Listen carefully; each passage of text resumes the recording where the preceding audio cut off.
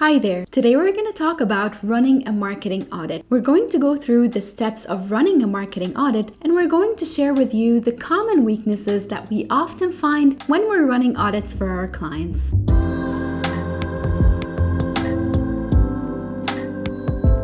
A marketing audit is a comprehensive examination of a company's marketing environment, objectives, strategies, and activities. The goal of a marketing audit is to identify problem areas and opportunities and recommend a plan of action to improve the company's marketing performance. The audit process involves examining both internal and external factors that affect the company's marketing performance. Here's a step-by-step guide on how to conduct a marketing audit for a small or a medium-sized business. The first step is to clearly define the scope of the audit. This will typically depend on the size and complexity of the business and its marketing activities. The scope may cover all marketing activities, or it might be focused on a more specific scope, such as digital marketing or brand positioning. Step number 2 is to identify or narrow down the areas further. So which areas within the scope will you focus on? These might include your marketing budget, marketing strategy, marketing organization, or marketing tools and systems. Step number 3 is to collect and analyze data. You need to collect data on all relevant aspects of your marketing operations. This can include customer data, market research, and competitive analysis. It can also involve website and social media analytics or sales data. It all depends on what you want to examine. Step 4 is to conduct a SWOT analysis. This involves identifying your company's strengths, weaknesses, opportunities, and threats in the context of your marketing environment. For example, a strength could be a strong brand reputation, while a weakness could be a lack of digital presence. Opportunities might include a growing market segment, and threats could be something like increasing competition. Number 5, review marketing objectives and strategies. You need to examine your marketing objectives and strategies to assess whether they're still relevant and effective. Consider whether your objectives are SMART, meaning specific, measurable, achievable, relevant, and time-bound, and whether your strategies are effective in achieving these objectives. Step number 6 is to evaluate your marketing mix, or the 4 Ps. Evaluate your product, price, place, and promotion strategies. Are your products meeting customer needs and expectations, or is your pricing strategy competitive? Are your distribution channels effective? Are your promotional activities reaching your target audience and driving conversions? These are all super important questions for any business. We have an entire video series explaining the 4 Ps of the marketing mix, and we will link to that in the description. Step number 7 is to evaluate customer perception and satisfaction. You need to use customer feedback, reviews, and surveys to assess how customers perceive your brands, your products, or your services. Are they satisfied? What could be improved? Focus groups and one-to-one interviews with customers are great ways to discover how customers truly feel beyond the numbers. This is called qualitative research. Step number 8 is reviewing marketing organization and systems. You need to assess whether your marketing team, structure, and systems are efficient and effective. Like, do you have the necessary skills and resources? Are your marketing systems like CRM, analytics, automation tools delivering the necessary data and insights